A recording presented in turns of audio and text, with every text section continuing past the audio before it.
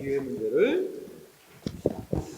이해 1번은 뭐 생략팀이 되겠다. 너무 쉬워서 그죠? 틀린 사람은 없을 것 같아. 맞았지?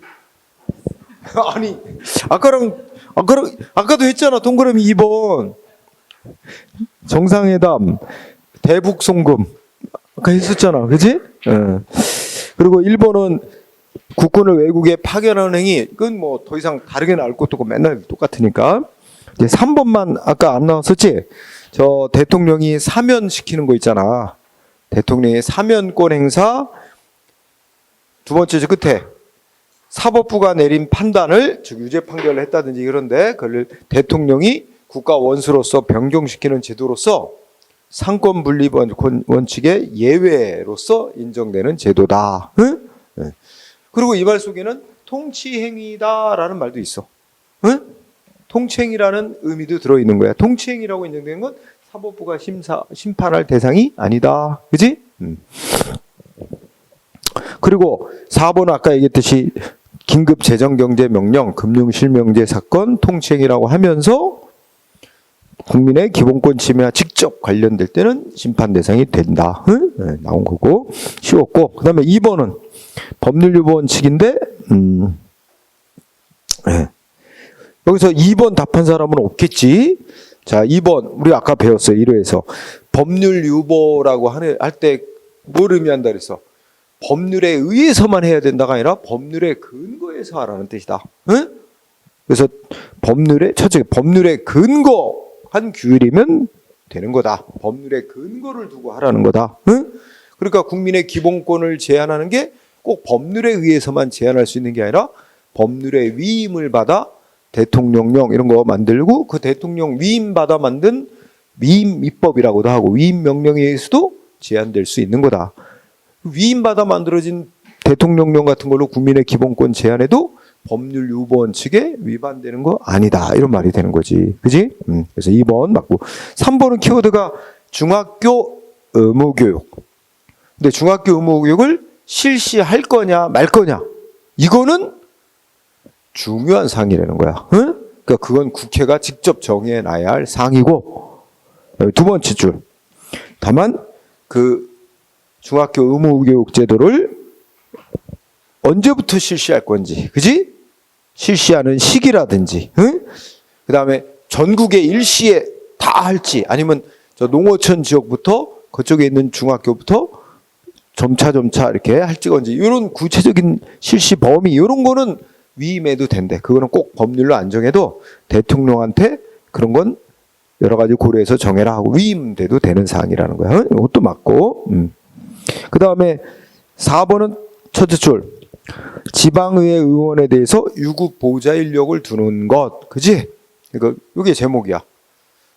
요거는 우리나라의 그 지방자치법 이런 규정을 다 이렇게 흔들어 놓기 때문에 이거는 국회가 법률로 정해야 할 사항이다. 라는 거예요. 그래서 지방의회 의원에 대해서 유급 보좌 인력을 두는 거. 각 지방의회에서 뭐 인천시의회가 하고 싶다 해서 인천시의회에서 조례로 정해놓고 실시할 수 있는 게 아니라 전국적으로 이게 통일적으로 해야 될 필요성도 있기 때문에 국회가 법률로 정해놔야 할 사항이다. 그래서 맞고. 2번은 자 두 개 여기 보면 그 첫째 줄에 이제 법 이름이 나오는데 도시 및 주거 환경 정비법 나오잖아. 근데 그 끝에 여기 첫째 끝에 사업 시행 인가 신청 시 동의 요건 이게 제목이야. 그러니까 앞에 법하고 연결해서 외우면 그 도시 및 뭐 주거 환경 정비 사업 하겠다고 이게 뭐 소위 재개발 사업 이런 거야. 응? 뭐 재개발 사업을 하겠다고 지역 주민들이 재개발 조합을 구성을 해서 이렇게 사업 계획을 짜가지고 행정기관에 신청. 그래서 행정기관이 이제 그 승인해주는 요건을 법률에 정했는데 그 승인 요건이 이제 그러니까 법률에서 뭐 그 지역 주민 수의 뭐 토지 소유자의 뭐 3분의 2 이상이 찬성해야 승인을 할 수 있도록 법률에 정해놨던 이런 건데 여기서 힌트 하나가 중요한 단어가 조합의 정관. 그지? 이 조합은 재개발 조합 같은 거야. 그 조합이 정관으로 알아서 정해라 위임을 했다는 거야. 응? 그러니까 법률에서 재개발 사업을 하려면 지역 주민의 몇 퍼센트 이상 동의를 얻어야 되는지 그거를 재개발 조합이 정관으로 알아서 정해라. 법률에서 그렇게 정하라고 위임한 거 포괄적으로 위임했어도 괜찮대. 응? 요거는 그 재개발 조합이라는 조합이 자치적으로 알아서 정할 수 있어요. 이 자치적인 사항에 속한다고 봤어요. 자치적인 사항. 응? 그래서 자치적인 사항은 포괄적으로 위임해도 된다. 원래 위임할 때는 포괄적으로 위임하면 안 되는 게 원칙이야. 구체적으로 범위를 정해서 위임을 해야 되거든. 뭐뭐 정하라고 할지. 근데 요건 예외로 자치적인 사항을 정하라고 할 때는 야, 니네가 알아서 정하고 해 하는 식으로 포괄적으로 위임해도 무방하다는 거야. 응? 따라서 두 번째 줄 끝에 포괄적으로 위임하는 거 금지된다는 원칙 거기 적용 안 받는 거야. 포괄적으로 위임해도 되는 거니까 된다고 보기 때문에 포괄위임입법 금지 원칙 적용되는 거 아니다. 그러니까 위배되는 거 아니다. 이게 결론이었습니다. 그래서 답은 1번이었고 그 다음에 문제 3번 또 행정기본법 물어봤어요. 뭐 어렵진 않은 거야. 자, 첫 번째 동글뱅이는 신청에 따른 처분이야. 응? 그러니까 국민이 뭐 자기한테 허가니 이익되는 거 해달라고 신청 들어왔단 말이야. 그러면 이런 경우가 있잖아. 여러분들이 공무원인데 허가해달라고 신청이 들어와서 아직 심사 중인데 법이 바뀌었어. 바뀐 법에 따라 해주면 안 돼. 신청 시점에 법에 따르면 허가해줘야 되는 거야. 어느 법에 따라야 되느냐 이런 게 이제 바뀐 법에서 이 법 바뀌기 전에 뭐 신청이 된 사건은 바뀌기 전에 법을 적용해라. 이런 특별한 규정이 있으면 그에 따르면 되는데 규정이 없을 때 어떡하냐 이거야. 자, 여기에 대해서 그냥 원칙이야. 신청받고 하는 처분은 신청 당시의 법이 아니라 행정기관이 허가 처분 내려주거나 처분할 당시의 법에 따르는 거야. 응? 그래서 처분 당시의 법을 따르는 거다. 두 번째 줄 있지? 처분 당시의 법에 따르는 거다. 처분 당시의 법을 적용하기 곤란한 특별한 사정이 있으면 모를까? 그렇지 않나? 이거 네? 행정기본법 규정이야. 그래서 처분 당시, 처분. 그다음에 두 번째 동그라미에서는 핵심이 첫째 줄 중간에 있는 제재 처분이야. 국민이 뭘 위반했다고 영업 정지시키고, 응? 뭐 과징금 부과하고 막 이런 거 있잖아. 이 제재 처분은 국민이 위반 행위를 할 당시의 법을 적용하는 게 원칙이야. 위반 행위할 당시. 그래서 첫째 줄 제재 처분은 뭐야? 응? 두 번째 줄 앞머리. 원칙적으로 위반 행위 당시의 법에 따르는 게 원칙이다. 응? 그랬고 그 뒤에도 이거죠. 다만 국민이 위반 행위를 할 당시 위반 행위가 있었고 위반 행위가 법이 바뀌었는데 어떤 쪽으로 바뀌었냐면 국민에게 유리한 쪽으로 바뀌었어. 그거 위반행위에서 제재를 하지 않는 쪽으로 바뀌었다든지 또는 더 가볍게 제재를 하는 쪽으로 국민에게 유리하게 바뀌었을 때는 유리한 변경된 법을 적용해 주래. 그래서 여기는 중요한 것도 예제죠. 이때는 변경된 법을 적용한다. 그건 제재하도록 한 법인데 제재하는 내용의 법인데 국민에게 유리하게 바뀌었을 때는 변경된 법을 적용해 준다. 같이 공부해 두세요. 정답은 이제 4번 되는 거지. 4번에 니은번이 길지만 간단히 주면은 위반행위 당시, 행위 당시, 위반행위 당시. 자, 그 다음에 문제 4번은 법원, 행정에 관한 법의 종류. 자, 1번은 행정에 관한 법의 종류 중 조약에 관한 얘기야. 조약, 그지? 그러면 첫째 줄에 WTO 협정이에요. WTO 협정은 우리나라도 가입한 조약이야. 거기다가 국회에서 동의해 준 조약이야. 그러면 효력이 어느 정도지? 국회 동의까지 얻은 조약이면 국회가 만든 법률과 같은 효력을 갖는 거야. 그지? 그런데 이 WTO 조약은 국가하고 어떤 국민, 개인 사이에 적용되는 법 아니라는 거야. 국가와 개인 사이에 적용되는 법이 아니라 국가와 국가 사이에 적용되는 법이야. WTO 협정, 조약으로서 국가와 국가 사이에 적용되는 법. 그지? 따라서 이게 그 실제 사건이 그거지. 엊그제도 뉴스에 나오더라. 저기 뭐야, 중국산 뭐가 이런 분이 저 요새 뭐 알리, 그다음에 뭐 테무, 그 막 중국산 막 엄청 싸게, 그죠? 이게 비상이잖아. 응? 근데 싼데 뭐 품질은 많이 떨어진다고 하더라고요. 우리 와이프도 몇 번 한 것 같아.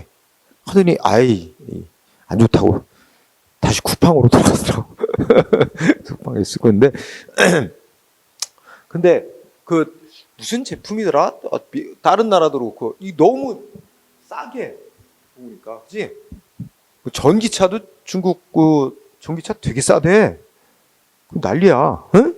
하여튼 근데 우리나라에 중국 기업이 수출을 했는데, 그지? 뭐 타일 제조업체라 했지. 중국 기업이 타일을 만들어서 우리나라에 수출하는데 너무 싼 값에 소위 덤핑 판매하는 거야. 우리나라에서는 그 가격으로 만들 수도 없어. 근데 그런 가격으로 덤핑 수출을 하니까 국내 기업들이 아우성, 응? 타일 제조 기업들이 그래서 정부에 막 아우성을 치니까 이제 정부에서 조사해서 보통 어느 나라든지 자기네 나라의 자국 기업을 보호하기 위해서 그렇게 막 덤핑 수출하는 외국 기업이 있으면 관세를 왕창 물릴 수 있도록 하는 제도가 있어요. 그래가지고 중국 기업에 대해서 관세를 많이 부과했거든. 반덤핑 관세라는 그런 그 관세를, 그러니까 덤핑 판매하는 거에 대해서 제재하는 의미로 반덤핑 관세라고 우리 정부가 중국 기업에 대해서 세금을 많이 물렸어. 그랬더니 중국 기업이 반발. 그래서 어떻게 돼요? 우리나라 법원에다가 우리 대한민국 정부를 상대로 이 반덤핑 관세 세금 많이 물린 거 위법이라고 재판해달라고 청구한 거야. 근데 우리 국내 법원이 야, 이 WTO 협정 위반했는지 안 했는지 이 사건은 한 나라에서 재판할 문제가 아니다. 이거는 WTO 재판소라고 국제재판소가 따로 설치돼 있으니 거기다가 이제 소송을 내야 되고, 그것도 또 개인이나 어떤 사기업이 이렇게 소송을 내는 게 아니라 국가 대 국가 소송하는 거야. 응? 그러니까 중국이 대한민국을 상대로 그 WTO 재판소에다 청구를 해야 되는 거지. 그러니까 그 중국 기업은 자기네가 소송을 우리 국내 법원에 제기할 게 아니라 그 중국 기업은 중국 정부에다가 우리 억울합니다. 한국 정부가 이렇게 응? 억울하게 반덤핑 관세를 부과했습니다. 억울합니다. 그래가지고 중국 정부에 하소연을 하고, 중국 정부가 조사한 뒤에 맞네. 그러면 중국 정부가 우리 대한민국 정부를 상대로 뭐 스위스인지 어디 있는 WTO 재판소에다가 거기다가 이제 국가 대 국가로 소송을 걸어야 되는 거다. 그래서 결론은 우리 국내 법원은 이 WTO 협정 위반 사건을 재판할 권한이 없다. 재판을 거부한 사건이야. 그래서 딱 첫째 줄에 WTO 협정 위반. 그러면 어떻게 돼? 뭐 개인이나 사기업이 우리 국내 법원에 소송을 제기할 수 없다.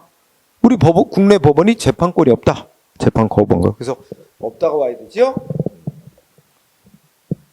자, 2번 아까 했지? 이거 2번 맞다고 한 사람 없겠지?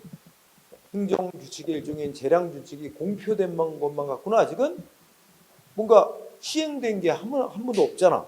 공표만 된 거 갖고는 아직은 국민이 이 재량규칙대로 시행될 거다. 뭐 이런 신뢰 이익을 주었다고 할 수가 없다. 응? 그게 되풀이 시행되어 관행이 이룩돼야 평등원칙이나 신뢰원칙이 적용될 수 있다는 거야. 응? 그래서 행정관은 자기가 정한 재량규칙 시행한 데에 따라야 될 자기 구속을 당하게 된다는 거지. 그 자기 구속이 인정되면 대외적 구속력이 있는 법이 되고, 대외적 구속력이 인정되는 법이 될 때는 그 법 자체에 의해서 국민의 기본권을 직접 침해한다. 이렇게 되면 헌법재판소의 헌법소원 청구가 가능하게 된다. 이런 논리거든.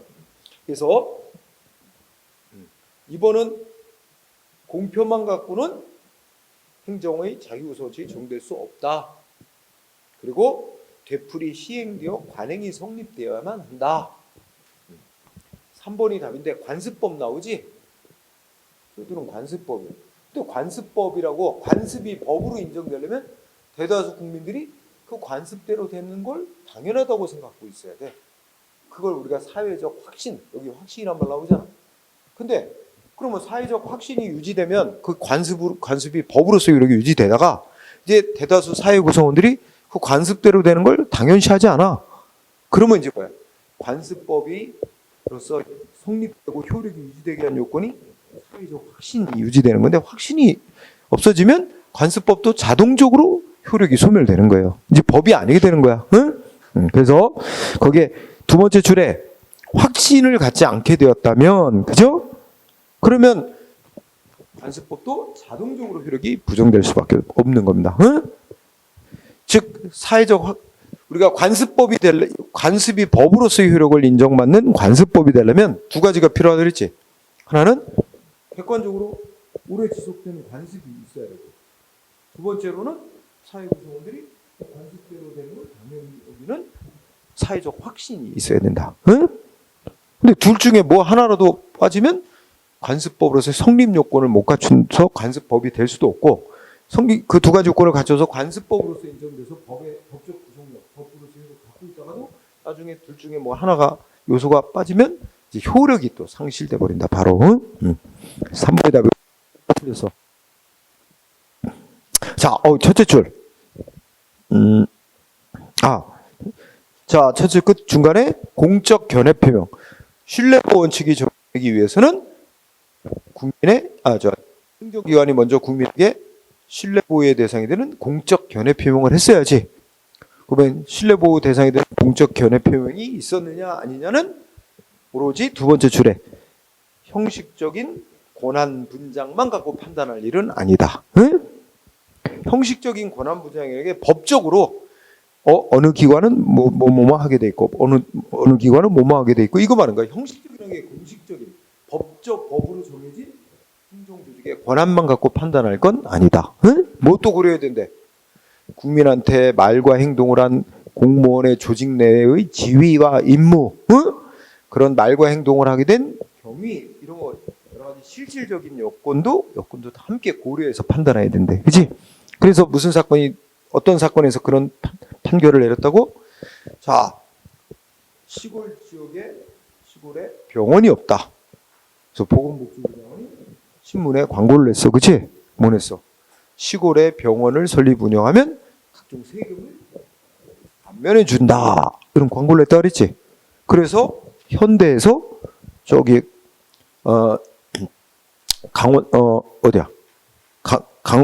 강원도 홍천에 땅을 사고 거기다가 병원을 설립 운영했어. 근데 홍천 군수가 세금을 왕창 물렸어. 응? 이거 세금 감면된다고 했는데 왜 세금 물리냐? 이 세금 부과한 거 신뢰보호 원칙 위반이다 하고 소송을 냈는데 여기서 쟁점이 된 게 바로 세금 감면을 누가 해줬어? 세금 감면 누가 해준다 그랬어? 보건복지부 장관이. 그런데 보건복지부 장관은 세금 감면해줄 권한도 없는 자인데 권한도 없는 여기서 말하는 형식적인 권한이 없는 자야. 보건복지부 권한도 없는 자가 세금 감면해준다고 약속했다. 이거 신뢰보호 대상이 되는 공적인 견해표명으로 볼 거냐? 이게 쟁점인 거야. 만약에 권한 없는 자가 한 걸 믿었다. 그래갖고 이거 신뢰보호 안 되는 걸로 하면 세금 부과는 적법이다. 이렇게 되는 거야. 근데 공식적인 권한만 갖고 판단할 게 아니라 여러 가지를 또 봐야 된대. 그러더니 세금을 감면해 줄 권한이 없는 보건복지부 장관이 말하자면 약속한 거라 하더라도 그 뒤에 세금 감면해 줄 권한이 있는 지금으로 따지면 그 당시 내무장관, 지금은 행정안전부 장관이지만 그 당시 내무장관, 시도지사가 지방의 병원을 설립 운영하면 세금을 감면해 주는 내용의 조례를 제정하도록 지시하겠다. 이런 발표가 또 있었다는 거야. 그런 거 다 종합적으로 보면 이건 권한이 있는 기관에 의해서 행해진 공적 견해표명으로 볼 수 있다. 응? 그게 신뢰보호 해줘야 되는 거다. 그래서 세금 부과는 신뢰보호 원칙 위반이다. 이렇게 해서 위법 판결한 사례였죠. 그래서 행정조직상의 형식적인 권한만 갖고 따질 게 아니다. 이거였죠. 그래서 정답 3번이었어. 그 다음에 또 신뢰보호 원칙, 이제 5번 신뢰보호 원칙 틀린 거. 자, 1번 좀 말이 긴데 두 번째 줄에 끝에 민원 예비심사 결과 통보. 민원 예비심사 결과 통보인데 뭐라고 했대? 저촉사항 없음. 응? 자, 요 저촉사항 없다는 말의 뜻은 뭘까? 이거 행정기관이 그렇게 문서를 통보한 거야. 저촉사항 없습니다. 그러니까 업자가 이렇게 말하들이 민원 예비심사 신청을 해온 거지. 내가 무슨 개발 사업을 하려고 하는데, 응? 내가 하려는 개발 사업이 여기 첫째 줄에 법 나왔나? 저 개발 사업이 그 법에 뭐 이렇게 위반되는 거 있습니까? 응? 그걸 질문 물어본 거야. 그래서 그 저촉사항 없습니다 하고 보낸 거지. 그거는 당신이 하는 사업은 법에 어긋남이 없습니다 한 것뿐이라는 거야. 그럼 뭔 일이 있었냐? 이 업자가 개발 사업을 다 끝내니까 행정기관이 법이 정한 개발 부담금이라고 돈을 물렸어. 돈을 부과했어. 그랬더니 그 개발 부담금이라는 돈 부과한 거에 대해서 이거 저촉사항 없다고 통보해놓고 왜 개발 부담금 부과하냐? 이거 신뢰보호 위반이야? 이러고 싸운 거야. 근데 이 저촉사항 없다는 거는 당신이 하려는 개발 사업이 법에 어긋나는 게 없다. 이것만 알려준, 그것만 통보해 준 거지. 개발 사업에 대해서 개발 부담금을 부과하지 않겠다는 그런 것까지 여기 포함된 건 아니다. 응? 그러니까 개발 부담금 부과한 건 조법이다. 이런 판결이었습니다. 응? 그래서 자, 그 저촉사항 없음, 민원 예비 심사 결과 통보, 결론, 응? 이거 개발 부담금을 부과하지 않겠다는 공적 견해 표명까지 거기에 들어있는 것으로 볼 수 없다는 겁니다. 응?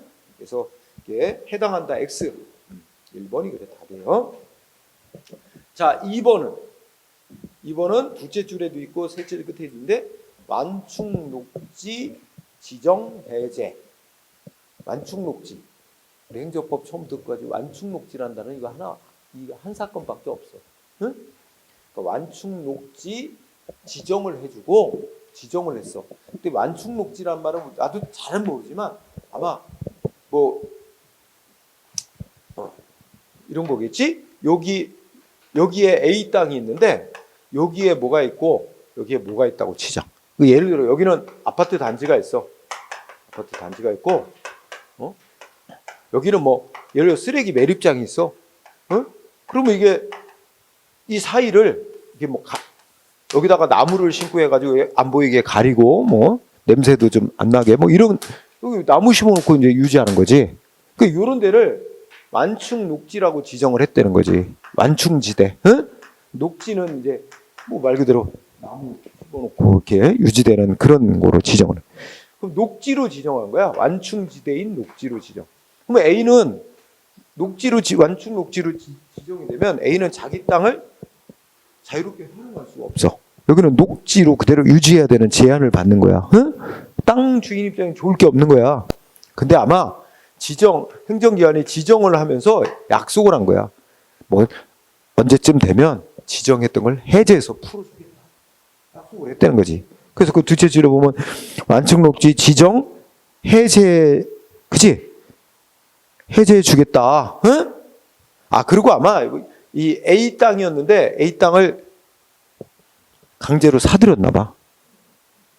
강제로 뺏고 녹지로 이제 지정을 해놓고 나중에 뭐 몇 년 지나면 녹지 지정했던 걸 해제시키고 원래 땅 주인들에게 다시 팔겠다. 응? 환매하겠다 약속도 했다 그러잖아. 그래서 그 약속을 믿고 녹지 지정을 받아들였단 말이야. 그지? 지정 받아들이고 땅 팔았어. 근데 그래서 몇 년 지난 다음에 그러면 약속을 지켜라. 지정을 해제하고 환매해달라. 신청했는데 거부했다는 말 나오지. 결국 이게 이제 신뢰보호칙 위반한 거냐가 쟁점이었는데 위반한 거로 인정된 사례예요. 응? 그래서 완충녹지 지정 해제 약속 안 지킨 거, 응?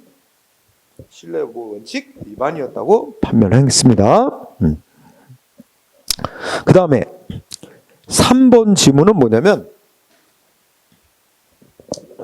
첫째 줄 국회에서 법률안을 심의하거나 의결. 이거는 일단 뭘 알아야 돼? 법률이 국민한테 이제 적용이 되려면 절차를 거쳐야 되지. 국회에서 법률안을 의결하는 거, 법률안 통과시키고 그 다음에 대통령한테 보내서 대통령이 공포를 하고 그래야 뭐 법에서 특별한 규정이 없으면 공포한 20일 전에 그렇게 발생하고 이렇게 되는 거잖아.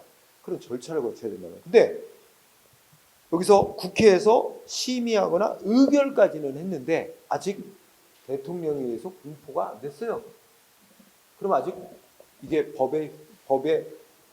법률이 확정이 됐다고 할 수가 없어. 그런데 이제 그 국회에서 어떤 법률을 논의를 하고 심의를 하고 통과를 시켜서 그 법률에 의해서 뭔가 좋은 일이 생기는 주민들이 있어. 국민들 중에. 응? 아, 좋아했는데 실제는 그래서 국회에서 통과시킨 다음에 대통령한테 공포하라고 보냈는데 대통령이 거부권을 행사. 거부해서 다시 국회로 되돌아왔는데 국회에서 다시 논의해서 재의결을 안 한 거야. 그리고 그냥 버린 거야. 무산돼. 그러니까 이 주민들이 아니 국회에서 이렇게 우리한테 좋은 내용을 좋은 이로운 어떤 법을 만들어 준다고 약속했고 그 의결까지 했는데 결국 이제 어떤 일이 되버렸잖아. 그러니까 이거에 대해서 신뢰보호 원칙 위반 이걸 주장했지만 핵심은 뭐야? 첫 번째 끝에 법률로 확정되지 아니한 이상 확정은 대통령에 의해 공포가 돼야 확정이 되는 거란 말이야. 대통령에서 공포가 되지 아니한 이상 그 뭐야? 그 법률에 정해진 내용을 국민한테 약속했다고 볼 수는 없다. 그리고 그걸 안 지켰더라도 신뢰보호 원칙 위반이라고 볼 수가 없다. 적법 이런 거였어요. 그죠? 네.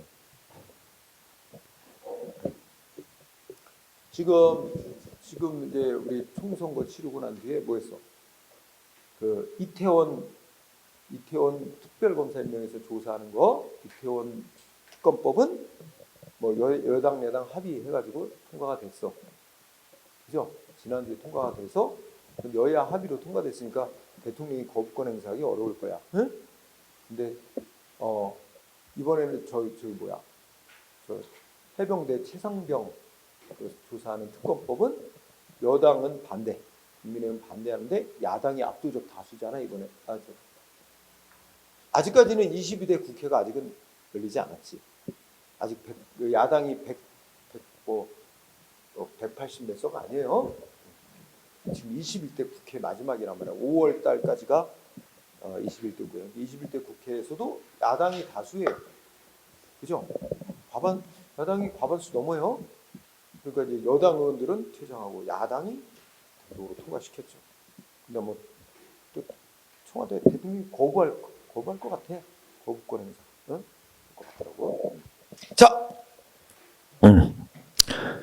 그 다음에 4번은 꼭 외워야 되는 거. 헌법재판소에서 어떤 법률이 위헌이라고 결정을 내린다.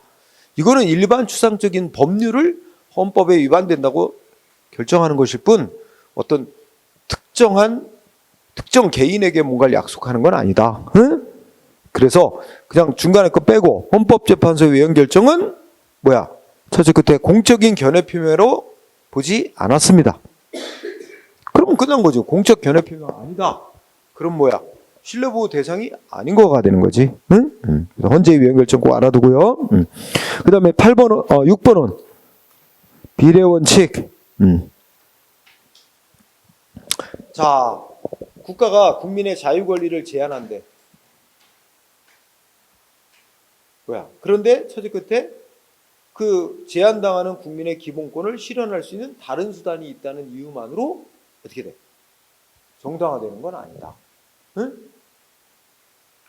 그래서 이게 뭐와 관련된 사건에서 내린 거야? 응? 저기 우리 먹는 샘물 생수 못 팔게 했거든. 생수 못 팔게 하면서 이유가 뭐야? 생수 못 팔게 하니까 일반 국민의 뭐야? 마시고 싶은 물 선택할 권리 침해한다. 문제가 됐는데 아니 생수 안 사 먹어도 깨끗한 수돗물이 있는데 그러니까 깨끗한 수돗물이라는 대체 수단이 있다. 그런 수돗물이라는 대체 수단이 있다 그래서 생수를 판매 금지시키는 게 그것만으로 정당화될 수는 없다는 판결이 됐어요. 그죠? 94년인가에서 그래서 그때부터 생수 18이 됐죠. 대법원 판결로 생수가 판매되기 시작했어요. 응? 자, 그래서 거기서 나온 거고, 그 다음에 2번은 청소년 유해 매체물인 만화, 그지? 근데 여러 사정을 감안하면 어떻게 돼? 청소년에게 유해한 만화다 결정되고 발표된 지 8일밖에 안 됐대. 그러니까 아직 저 지방에 있는 도서 대여점 주인까지 아직 알기 어려워.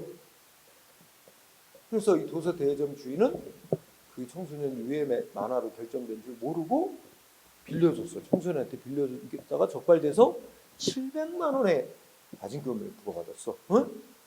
와, 이건 좀 너무 과하다. 응?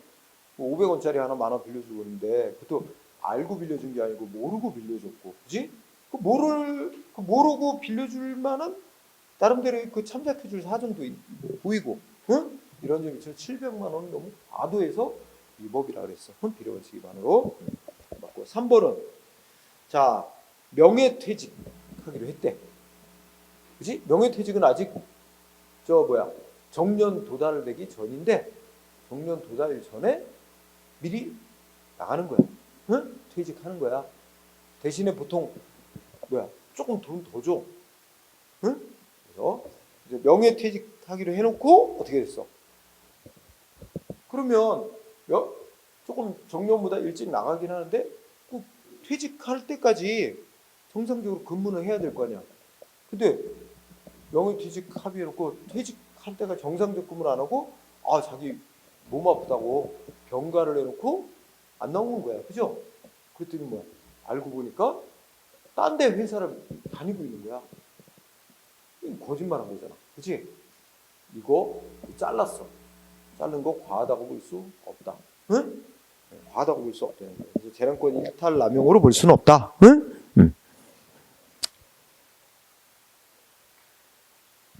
맞고, 그 다음에 4번은 이른바 거기 북한 탈북 고위직 출신의 탈북 인사 이렇게 나오지? 이게 누구의 사건이냐면 황장엽이라는 사람이야. 우리나라에 탈북한 사람 중 최고위급이야, 그 사람이. 응? 근데 그 황장엽이라는 사람이 이제 탈북을 해서 대한민국 국민이 됐는데 미국으로부터 초청을 받았어. 미국에 와서 이제 강연을 해달라. 응? 미국 어떤 단체로부터. 근데 우리 정부가 못 가게 해. 거기 나왔듯이 신변에 대한 위협, 우려가 크다. 그러면서 여권을 안 내주는 거야. 미국과 그러면 우리 정부의 여권을 받아야 되는데 여권 발급이 거부됐어. 근데 그거는 여권법 어디를 봐도 그런 이유로 여권 발급을 거부할 수 있도록 하는 사유가 없다는 거야. 응? 그래서 이거 과도한 제한이다. 응? 셋째 줄에 보면 헌법의 기본권 중에 하나가 거주 이전의 자유 있어요. 그죠? 우리 어디 가서 거주하고 이전하는 거 이거 우리 국민에게 외국에 이민 갈 자유 있어요. 물론 우리가 막을 수는 없어요. 우리 정부가. 우리나라가 받아주느냐가 문제지. 왜냐면 외국인이 다른 나라에 입국할 권리는 없어요. 자유는 없어. 입국할 권리는. 응? 외국인이 우리나라에 마음대로 입국할 권리는 없는 거야. 근데 자기 나라 국민은 외국에 나갔다 자기네 나라에 입국하는 건 기본적인 거야. 입국은 당연히 기본이에요. 다만 또 해외에 나가는 것도 여기 거주 이전의 자유에 당연히 포함되는 권리입니다. 응? 그래서 해외 여행을 가거나 유학을 가거나 이런 건 다 국민의 기본적인 권리입니다. 응? 그를 제한할 수 있는 아무리 이런 헌법상의 기본권이라 하더라도 국가의 안전보장, 사회질서 유지, 공공물을 위해 필요한 경우에 한해서는 법률로서 최소한의 제한을 할 수는 있잖아. 근데 이건 법권법 어디에도 없는 사유다. 응? 그래서 이거는 과도한 침해로 봤습니다. 볼 수 없다가 아니라 과도하게 제한한다라는 겁니다. 응? 그래서 4번이 답이 됐고, 그다음 문제 7번은 법원칙. 자, 기억번 우리 판례 이른바 비례원칙 이꼬로 과잉금지 원칙이라고도 부르는 것은 우리나라 헌법상의 법칙과 원리로부터 나오는 헌법상의 기본 원리다. 응? 그래서 비례원칙은 뭐 우리 행정작용에만 적용되는 게 아닙니다. 국가의 모든 공권력 행사, 입법, 행정, 사법은 다 비례원칙을 적용받습니다. 기억 들어가야 되고요. 이유는요. 첫째 줄은 맞지. 평등의 원칙은 본질적으로 같은 것을 같게 취급해야지. 응? 자의적으로 다르게 취급하는 거 금지하는 거다. 응? 맞습니다. 첫째 줄은 맞는데 두 번째 줄. 이것 때문에 틀린 거지. 자, 행정처분이 반복적으로 수차례에서 행해져 왔다면 그럼 어떻게 돼? 사람들은 행정기관이 이런 사안은 이렇게 처리하는구나 하고 신뢰를 하게 되고, 그지? 그런데 자기에게만 과거에 수차례 처리해온 방식과 다르게 불리하게 처리해주면 신뢰보호 위반 이런 걸 주장할 수 있게 되죠. 그러니까 행정기관이 수차례 업무 처리해온 어떤 방식이 있다면 그 방식의 평등원칙이나 이게 아까 재량준칙이 되풀이 시행되어 오면, 그죠? 평등원칙이나 신뢰보호원칙에 따라 행정기관은 자기가 해온 거에 구속을 받는 거야. 자기 구속을 당하게 되는 논리. 그런 건데 앞에 수식어가 하나 붙었지? 위법한. 이게 중요한 단어죠. 과거에 수차례에 걸쳐 계속 똑같이 처리해온 게 있는데 그게 위법한 것이었다는 거야. 그러면 달라져. 위법한 것인데 그러면 같은 일이 생겼다 해서 또 해주면 어떻게 돼? 해줘야 된다 그러면 계속 위법한 일을 계속 앞으로도 영원히 해야 되죠? 이거는 법치행정 원리에 안 맞게 된다는 거예요. 그래서 이게 만약에 적법한 거였다면 이 말이 다 들어맞아. 과거에 수차례 계속 해온 게 적법한 것이었다면 행정위원은 특별한 사정이 없는 한 똑같은 식으로 처리해줘야 된다는 얘기야. 응? 다른 사람한테도. 근데 위법한 것일 때는 그러면 다르다. 응? 그때는 행정위원은 거기에 구속받지 않는다. 응? 구속을 받게 된다 그러면 계속 위법하게 일처를 영원히 반복해야 된다는 그런 결론이 나오기 때문이라는 거예요. 그래서 니은 X고 디귿은 자 첫째 줄 임용 결격사유자. 응? 공무원 될 수 없는 결격사유자를 국가가 과실로 모르고 임용을 했어. 그러면 그 임용행위는 무효야. 무효. 응? 이 무효인 행위는 신뢰보호원칙, 신의칙, 응? 신뢰보호, 신의칙 적용되지 않는다는 거야. 응? 무효인 행위는 그래서 논리가 결격사유자 임용, 그 임용은 무효다. 무효인 행위는 신의칙이 적용되지 않는다. 응? 다만 이건 가만 놔둬도 처음부터 공무원 임용행위는 효력이 발생조차 안 한 건데 다만 실제에서는 너 임용했던 걸 취소한다 이런 표현을 사용한단 말이야. 그 행위는 그 취소는 진짜 취소가 아니라 원래부터 무효였다는 걸 사후적으로 선언하는 의미밖에 없는 그런 취소란 표현이에요. 이런 걸 무효 선언을 하는 의미의 취소라고 하죠. 응? 진짜 취소하고는 구별하는 거죠. 어쨌든 이걸 줄이면 결격사유자를 공무원으로 임명하는 행위는 무효고 무효인 행위는 신뢰보호 내지 신의칙 적용 대상이 아니다. 응? 그래서 어떤 공무원 자기도 몰랐고 결격자인 걸 몰랐는데 국가가 자기를 공무원으로 임명해서 자기는 적법하게 공무원으로 임명된 줄 알고 몇 년간 근무해 왔으니 신뢰보호 차원에서 공무원 신분을 계속 유지시켜달라고 주장한 거야. 그러나 무효인 임용행위이기 때문에 그건 신의칙 적용 대상이 될 수가 없다는 게 판결이었죠. 그 다음에 리을번. 결정적 키워드. 첫째 끝에 아무 관련이 없는 땅을 기부해라. 그죠? 아무 관련이 없는 의무를 결부시키면 안 되죠. 그럼 부당결부 금지원칙 위반이 되는 거죠. 응? 그래서 결론 맞습니다. 그래서 답은 2번이 됐죠. 그 다음에 8번은 개인적 공권. 자, 1번은 상수원 보호구역 설정. 이게 키워드. 상수원 보호구역 설정은 법에서 상수원 보호구역으로 이렇게 정해놓고 거기를 이렇게 그 청정지역으로 유지하는 목적은 상수원의 수지를 확보하고 뭐 이런 데 있다는 거예요. 목적이 공익 목적에 있다는 거예요. 그래서 첫째 그때 상수원 확보, 수질 보전 이게 공익만을 목적으로 하는 걸 뿐이고 두 번째 줄 지역 주민들이 뭐야? 셋째 줄 양질의 물 공급 받아온 거지. 지역 주민들이 양질의 급수를 받아온 이익은 바로 뭐야? 공익보호의 결과에 따라 반사적으로 얻어온 이익에 불과하다. 응? 우리가 이제 이게 그러면 원래 개인의 권리, 개인적 공권이라고 인정되려면 법에 의해 개인의 이익이 보호되고 있는 거로 인정이 돼야 되는데 상수원 보호구역 지정과 관련된 그 수도법이 보호하고자 하는 목적은 공익만이라는 거야. 공익만을 보호하기 위한 목적으로 해놓은 거에 따라 지역 주민들이 반사적으로 양질의 급수를 받아왔을 뿐이다. 이제 상수원 보호구역을 딴 데로 옮긴다.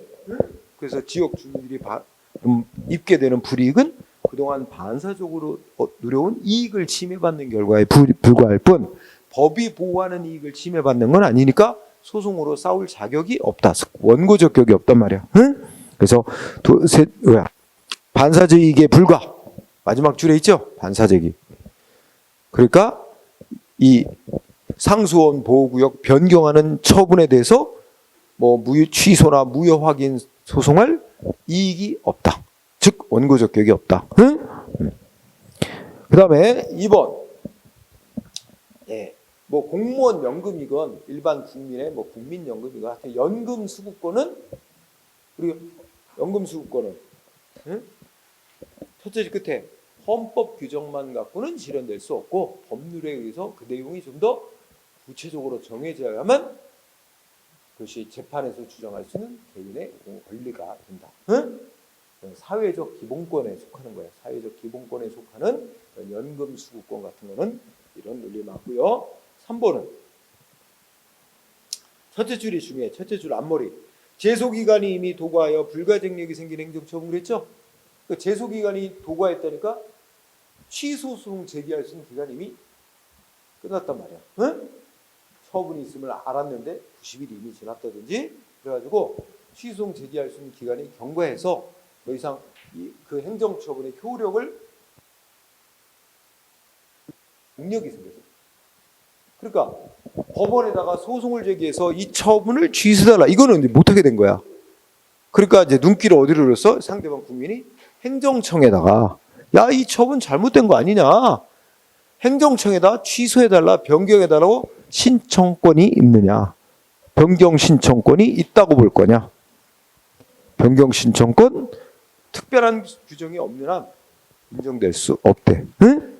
그래서 자 불가쟁력이 행정처분 셋째 줄 법의 규정이 있거나 법 해석상 인정될 수 있는 특별한 경우라면 몰라도 그렇지 않는 한 원칙적으로 국민한테 그 행정처분을 변경해달라고 할 신청권 있다고 볼 수 없다. 이때 마지막 줄에 이 변경해달라고 신청권은 어디다 행사하는 거야? 행정청한테. 왜냐면 첫째 줄에 법원에 소송 취소해달라고 청구할 수는 없게 됐잖아. 그러니까 이제 처분한 행정청한테 야 이거 취소 변경해달라. 근데 신청권이 없다는 말 아니야? 인정 안 된단 말이지 마지막에. 신청권이 인정 안 되면 우리 그런 걸 있잖아. 신청권이 없는 사람이 신청을 해오면 행정기관은 응답할 의무도 없어. 그래서 설령 거부하는 응답을 했어도 상대방은 권리를 침해받은 게 아니래. 신청권이 없으니까 권리를 침해당한 게 아니니까 소송할 자격이 없대요. 그리고 행정기관의 거부하는 행위는 상대방의 권리를 침해하는 행위가 아니니까 그 거부 행위는 소송 대상이 되는 거부 처분도 아니래. 처분성이 없대. 그래서 소송 대상이 아니기도 하고 또 소송으로 다툴 원고적 격도 없고 이런 논리죠. 4번이 답인데 이거는 행정계획 공부할 때 여기서 나오죠. 도시계획구역으로 지정된 구역 내에 토지를 소유하고 있는 주민은 뭐야? 계획을 짜는 행정기관에게, 응? 이방권자, 계획 짜는 행정기관에게 이런 내용을 포함해서 계획을 짜달라, 이반해달라고 신청할 권리가 있다. 없다고 했죠? 그래서 4번이 그렇게 틀린 거예요. 신청권이 있다라고 해야 돼. 그래서 신청권이 있게 되면 논리적으로 어떻게 돼? 신청권이 있는 사람이 신청을 했는데 행정기관이 거부했지? 그럼 어떻게 돼? 그 거부 행위는 상대방의 권리를 침해한 행위가 돼서 소송 대상이 될 수 있는 거부 처분에 해당한다. 이런 논리가 있는 거예요. 응? 그래서 4번이 정답. 그 다음에 뒤에 이제 9번은 사인의 공법 행위. 1번 이게 정답. 아까 얘기했지? 주민등록 전입신고는 수리를 요하는 신고고, 이때 시군구청장이 수리할지 여부 심사할 때 뭐만 기준 삼아야 된다고? 주민등록법의 입법 목적, 즉 30일 이상으로 거주지 옮기는지, 네? 30일 이상 거주할 목적으로 주소를 옮기는지 요거만 따져서 수리를 결정해야 된다. 아까 뭐 부동산 투기니 뭐 이런 다른 의도를 가지고 있는지 여부는 고려하면 안 된다는 거였잖아. 그죠? 그래서 1번 맞습니다. 이건 맞게 된 거야. 응? 3개월? 3개월이다. 3개월. 90일 이상. 예.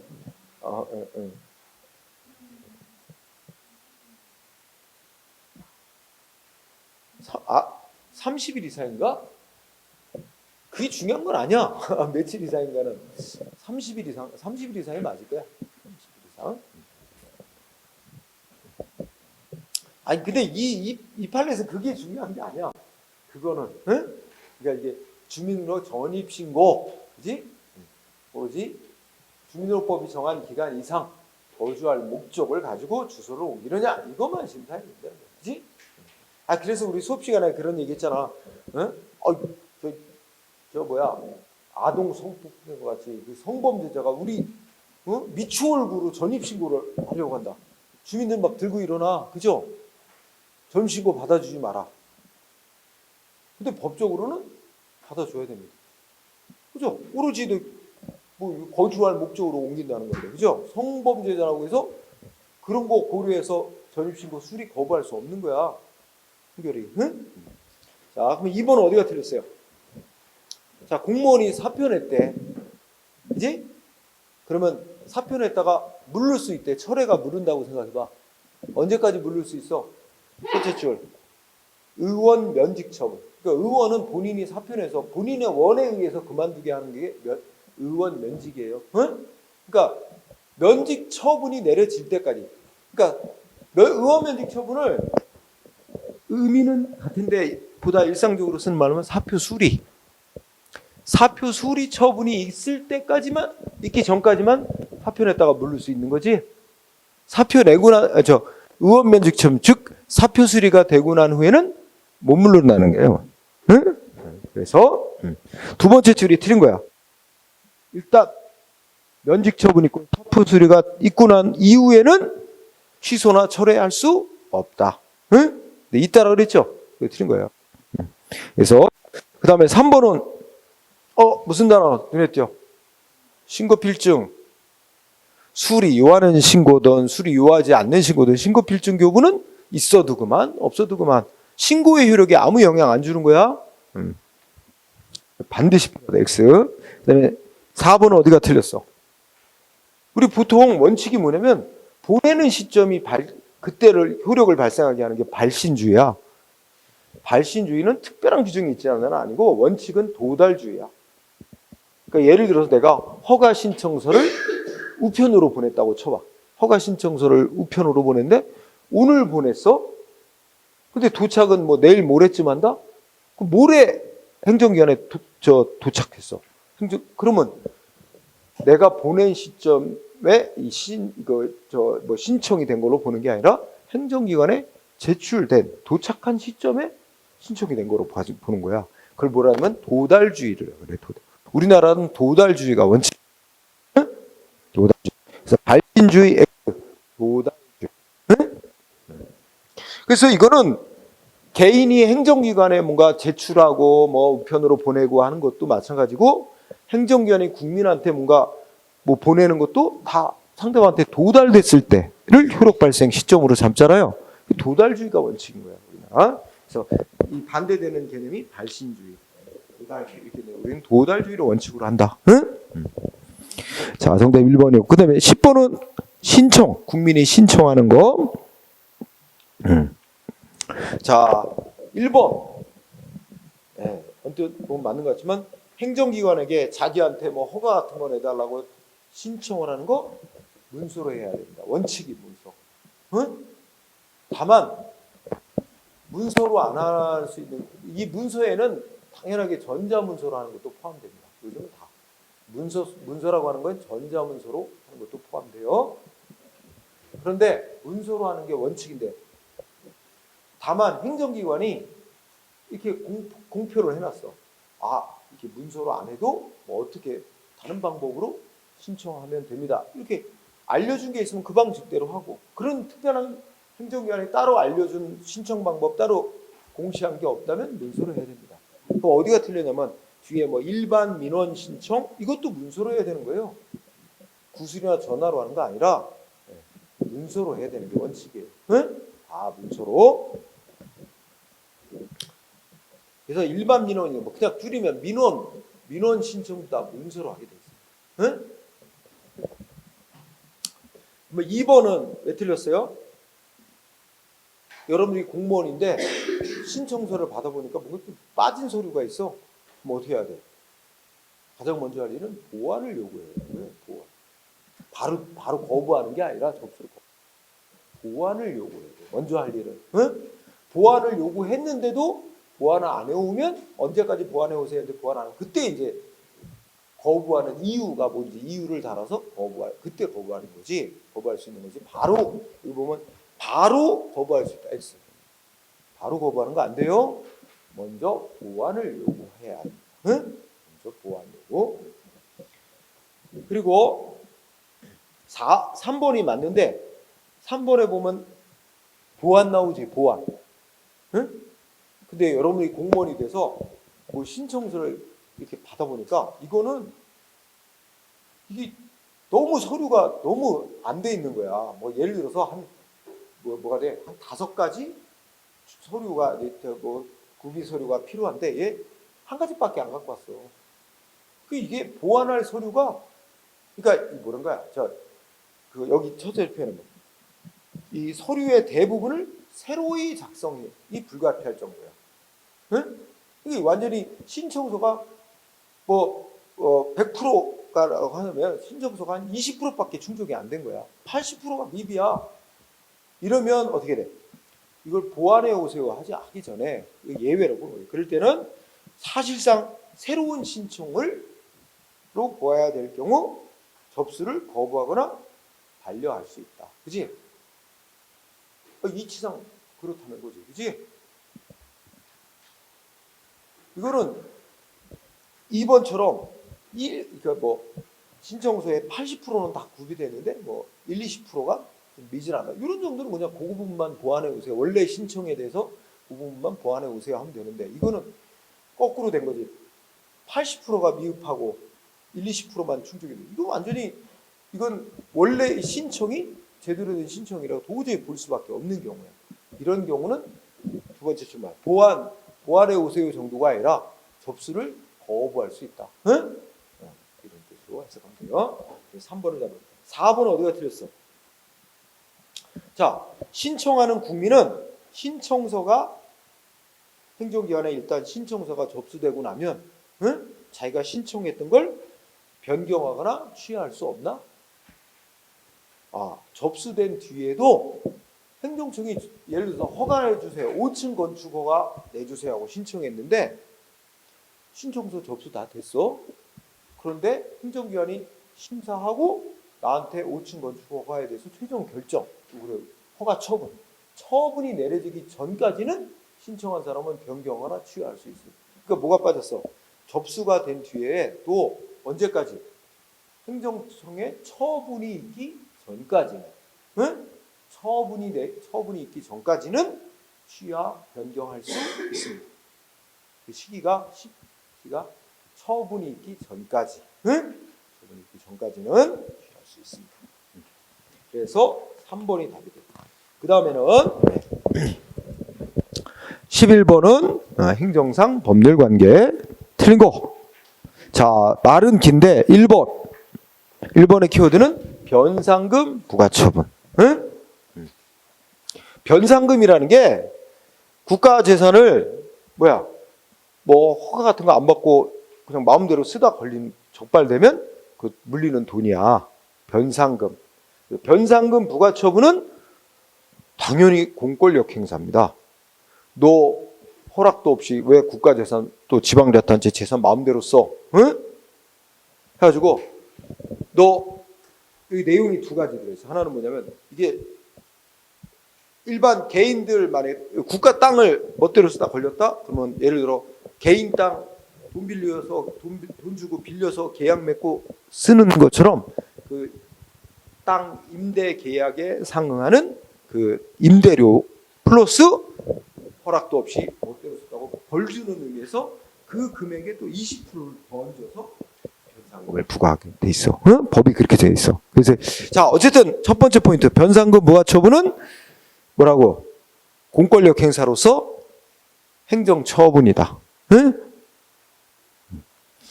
그 다음에 변상금 부과처분은 꼭 또 알아둬야 되는 게 있어요. 이거는 법이 위반자가 적발되면 변상금을 부과한다. 하여야 한다. 돼 있는 거야. 뭐야? 기속행위야. 기속행위. 할 수도 있고 안 할, 부과할 수도 있고 안 할 수도 있는 게 아니야. 그래서 자, 변상금 부과처분하면 첫 번째 기속행위라고 판결 나온 거. 두 번째 공권력 행사로서 행정처분이라고 하는 거. 그 다음에 2번은 청원경찰. 설명만 길어. 국가나 지자체급만 청원경찰의 근무관계 뭐라고? 공법관계. 이유는 거기 다 써있어. 공무원에게 적용되는 여러 법규정 적용하게 돼 있고 등등. 이래서 공법관계로 보는 게 맞고, 따라서 청원경찰에 대해서 징계하고 이런 거 다 공권력 행사로 봐요. 그래서 싸우려면 행정소송으로 다퉈야 된다. 행정소송법 적용받는다. 따라서 넷째 줄에 행정소송의 대상이지 민사소송 대상 아니다. 맞는 얘기예요. 그다음에 3번은 자, 3번에 첫째 조세 채무란 말 나오지? 그게 세금 낼 의무 말하는 거야. 조세가 세금이니까 세금 낼 의무는 법률에 의해서 누가 얼마의 세금을 언제까지 내야 되는지 이게 법률에 의해서 정해져야 되는 거지.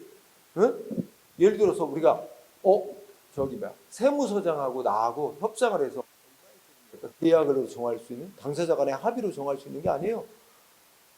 그 얘기야. 당사자 간의 합의로 정할 수 있는 그런 게 아니라 이건 조세 법률주의라는 말이 있어요. 국민이 납부해야 될 세금의 종류와 세금액 뭐 이런 건 다 법률로 정해야 된다는 게 조세 법률주의예요. 법률에 따라 정해질 일이지 당사자 간에 당사자 간에 뭐 얼마의 세금을 누가 언제까지 낼지를 당사자가 내용 등을 임의로 정할 수는 없는 당연한 얘기지. 그래서 문제 없고. 그 다음에 두 번째, 조세 채무 관계는 세금이라는 게 대가 없이 국가가 일방적으로 부과하고 납부하는 거고 안 내면 강제 징수 당하는 건데, 그지? 당연히 공권력 행사에 의해 맺어지는 관계죠. 공법 관계죠. 그건 당연히. 그러니까 문제 없고. 자, 4번이 답이죠. 4번은 핵심이 부당이득입니다. 부당이득. 자, 순차적으로 보면 행정기관이 맨 처음에 개발업자한테 뭘 부과했다는 거야? 개발부담금 납부해라고 부과를 먼저 했다는 거야. 그리고 상대방, 여기는 안 나타나서 상대방 업자는 냈다는 거야, 납부를. 국가에 납부해 놓은 상태야. 그런데 개발분담금 부과처분이 위법이었다고 취소가 돼버렸다는 거야. 그치? 개발부담금 부과가 됐고 납부를 했고 개발부담금 부과가 취소됐어. 그러면 취소됐다는 얘기는 개발부담금 부과가 처음부터 없었던 거와 마찬가지야. 그러면 상대방이 국가에 납부한 돈은 국가가 아무런 법률적 원인 없이 갖고 있는 돈이다 이거지. 그럼 일종의 부당이득이야. 그럼 상대방이 국가를 상대로 반환해달라고 청구. 부당이득 반환 청구 문제는 다 판례에 따른 뭐야? 민사소송으로 해요.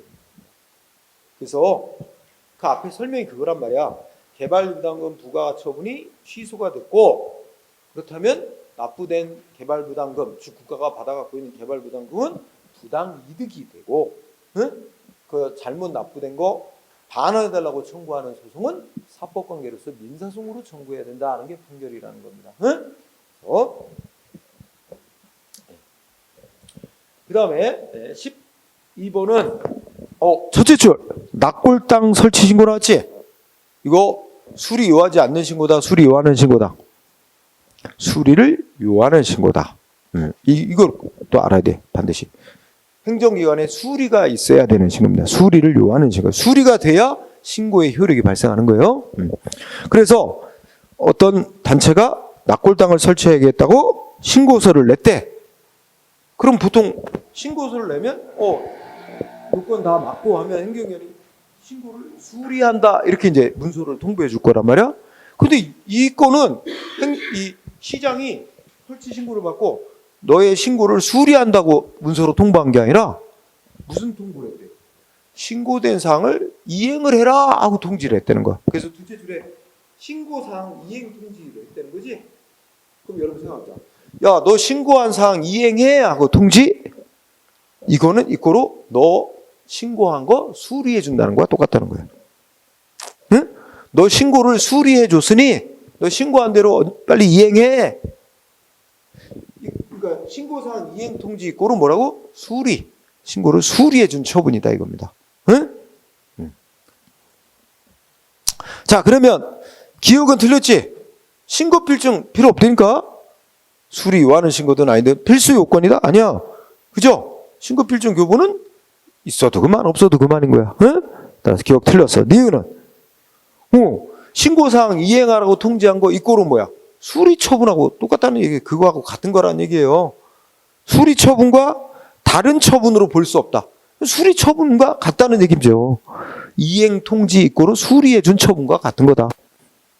그 말이에요, 니은? 니은이 그래서 오야. 디귿은 자, 이거 지금 무슨 신고라 그랬어, 이거? 수리 요하는 신고지? 수리 요하는 신고는 행정청에 수리가 있고 나야 신고 대행을 할 수 있는 거예요. 근데 여기 뭐라 그랬어?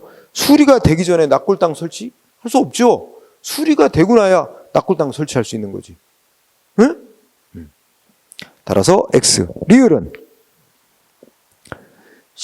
개인의 신고행위가 무효라면 그럼 행정기관이 설령 수리해줬다 해도 수리행위는 수리할 대상이 없는 걸 수리해준 거야. 그럼 뭐가 되는 거야? 수리행위도 수리처분도 무효야. 따라서 어떻게 돼? 무효 맞죠?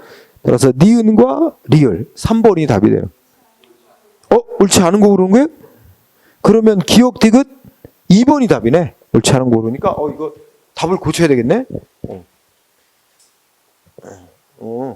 12번은 니은이 정답. 응?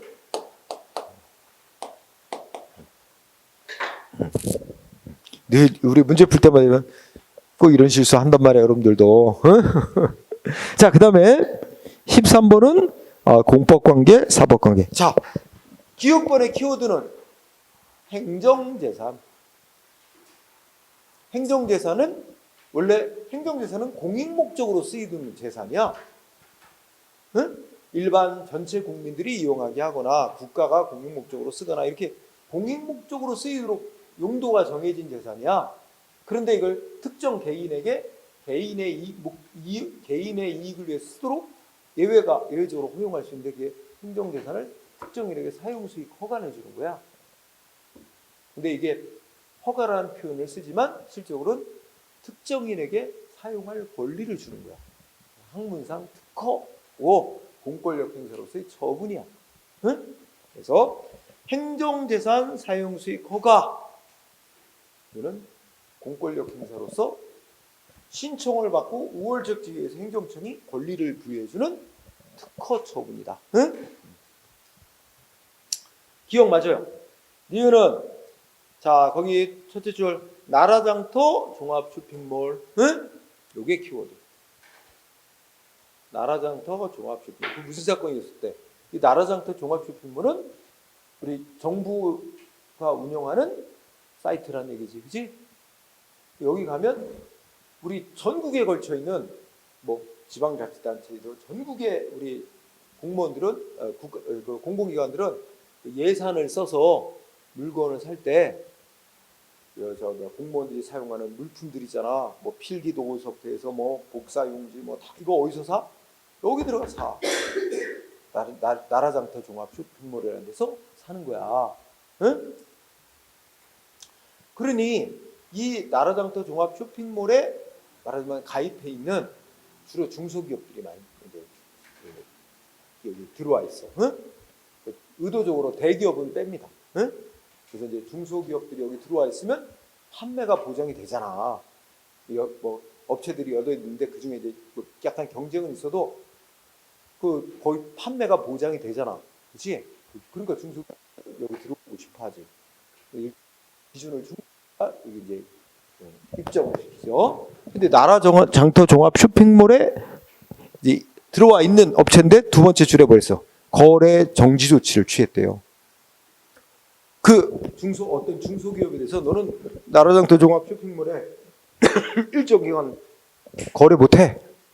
이건 당연히 강제로 불이익을 주는 조치지. 응? 그 중소기업 업체에게 강제로 불이익을 주는 조치야. 당연히 이거 행정소송 대상인 처분이다. 응? 처분. 기억 니은이 그래서 맞는 거야. 응? 옳은 거. 기억 니은 2번이 답이지. 그지? 그러면 3번은 어디가 틀렸어? 이거 문제 풀 때도 했다. 여기 첫째 줄에 입찰 보증금 국고 귀속 조치.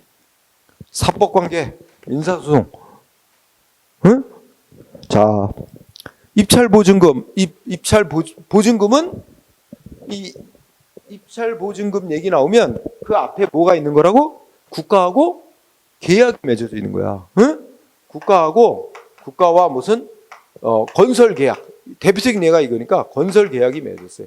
공사 계약. 응? 이게 사법상 계약으로 평가되는 거야. 돈 주고 그냥 거래하는 거래 관계야. 사법상 계약이 맺어진 거야. 근데 계약을 하면서 어떻게 한다? 상대방 기업이 계약을 제대로 잘 이행하지 않을지 모르니까 보증금을 얼마 받아놓은 거야. 그치? 그 보증금 받아놨다가 얘가 계약을 제대로 이행 안 하니까 국가가 보증금 받아놓은 걸 국가 가져간 거야. 그게 국고 귀속이란 말이야. 응? 그래서 요게 있는데 시험에는 이걸 안 밝히지. 요게 먼저 있고 그 다음에 이제 그 국가가 보증금 받아놨던 거 너 왜 계약대로 이행 안 해? 해가지고 보증금을 국고 귀속시키는 조치를 했어.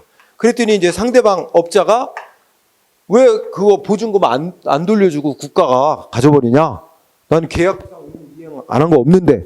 해가지고 이거 돌려달라고, 보증금 돌려달라고 소송을 내는데 무슨 소송을 해야 되는지가 쟁점이었어. 행정소송으로 싸워야 되냐? 민사소송으로 돌려달라고 싸워야 되냐? 하는 게 문제였는데 결론은 뭐야? 민사소송으로 싸워야 된다고. 왜냐면 원 출발이 사법상 계약이었고 이거는 뭐냐면 이 사법상 계약 맺은 거를 제대로 계약으로 정한 의무를 이행하도록 확보하기 위한 조치로서 하는 거라서 사법상 계약으로 정한 의무의 이행을 확보하기 위한 조치니까 이것도 사법관계에 관한 분쟁으로 봐야 된다. 그래서 이것도 민사소송으로 해야 된다. 그래서 이거 입찰 보증금 반환 청구는 민사소송으로 해야 된다. 응? 상대방 기업이 반환 청구는 민사소송으로 해야 된다라는 판결입니다. 응? 자, 그래서 여기 여기 뭐라 했어? 첫째 끝에 공권력을 행사하는 거, 공권력 작용과 일체성을 가진 것, 그런 거에 안 속한다는 거야. 공권력 행사학은 애초 출발이 이거야. 이 사법상 계약에서 출발한 거라. 그런 거 아니다. 따라서 이에 관한 분쟁은 행정소송이 아니라 민사소송의 대상이 된다. 결론이 이렇게 되는 거고, 리을은 그냥 일반 재산 나오잖아요. 일반 재산. 아니 국가 재산인데 이거는 특별히 어떤 공익 목적에 쓰도록 용도가 정해진 것도 아니야.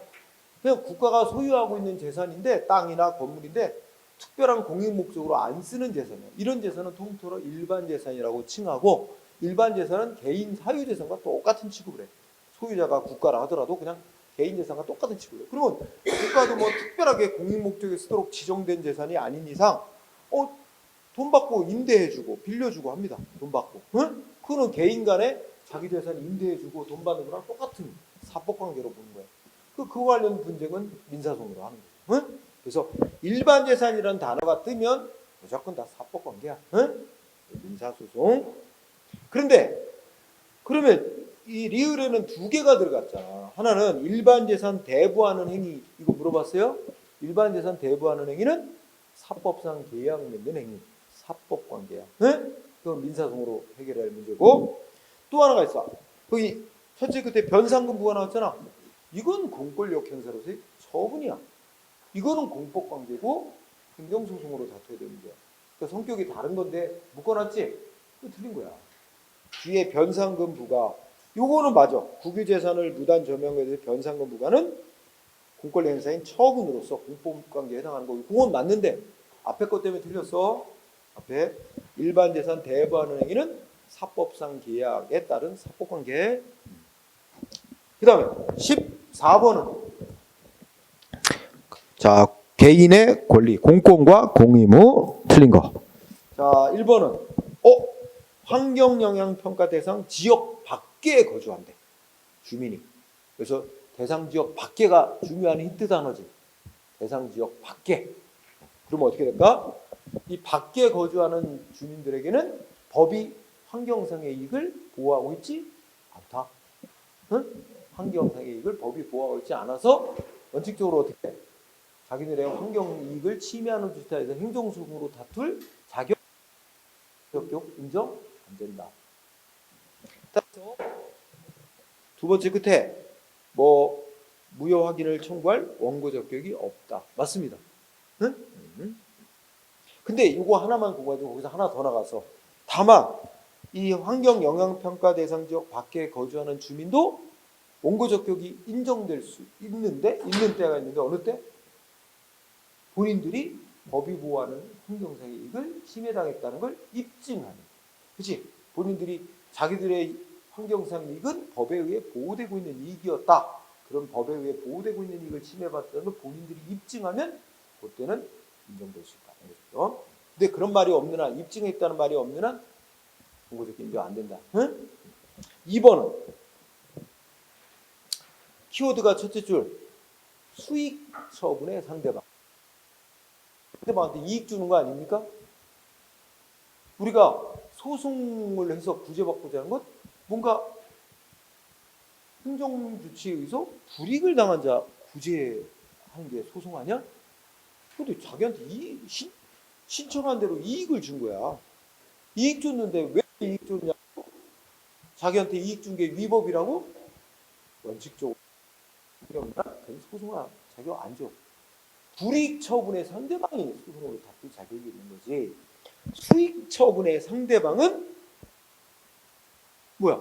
그 행정 처분에 의해서 상대방 이익 침해됐다고 볼 수 없는 자니까 소송할 자격 인정 안 된다는 말입니다. 응?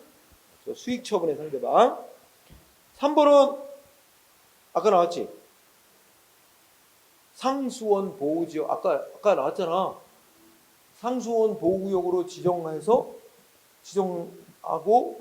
하는 목적은 뭐야? 수도법에서 상수원 보호구역 지정하는 목적은 상수원을 확보하고 수지를 보존한다는 공익 목적일 뿐이다. 응? 그래서 깨끗한 물이 유지돼서 지역 주민들이 양질의 급수를 받아온 것은 그로 인한 반사적 이익을 받아온 데 불과하다. 따라서 상수원 보호구역 변경시키는 처분에 대해서 소송으로 다툴 자격이 없다. 즉 세제 끝에 법률상 이익이 없다. 알죠? 응? 그래서 3번의 답이에요. 4번은 자 제목 앞에 이행강제금 납부 의무 이게 제목이지. 이행강제금이라는 게 국민한테 의무를 부과했어. 근데 의문이 기한 내 의무를 이행 안 해. 그러면 행정기관은 돈을 부과할 수 있는데 그 돈 이름이 이행강제금이야. 근데 상태로 풀면 의무를 이행하도록 강제하기 위해서 부과하는 돈이란 뜻이야. 이행 문제는. 언제까지 부과할 수 있냐? 상대방 의무를 이행할 때, 할 때까지 계속 부과할 수 있어요. 보통 한 6개월에 한 번씩, 1년에 한 2번 정도 부과해요. 결국 언제 끝나냐? 상대방의 의무를 이행해야만 부과 안 하고, 부과 끝나는 거예요. 안 하고. 이행 안 하려면 계속 부과할 수 있는 거예요. 응? 자, 그런데 이행강제금을 부과받고 납부해야 될 의무는 첫째 끝에 일신전속적인 성질의 의무래. 그러니까 부과받은 그 사람한테만 이 의무가 속하는 거예요. 응? 따라서 상속인에게 그 의무가 상속되지 않는다는 거예요. 응? 이행강제금 납부 의무는 상속인에게 승계될 수 없는 일신전속적인 성질의 의무다. 중요합니다, 이거. 그래서 어떻게 된대? 그리고 이미 사망한 사람에게 이행강제금 부과, 이거는 의무 없는 자에 대해서 부과하는 것에 대해서 무효가 됩니다. 그리고 또 다른 것도 있으면 상속인이 없잖아. 응? 그치? 그래서, 그런 당연 무효다. 라는 내용. 3번이 답이 됐어요. 응? 자, 이거 하면 또 시간이 길어집니다. 잠깐 쉴까? 점심 먹고 잠깐 쉬었다 합시다. 10분 쉬었다.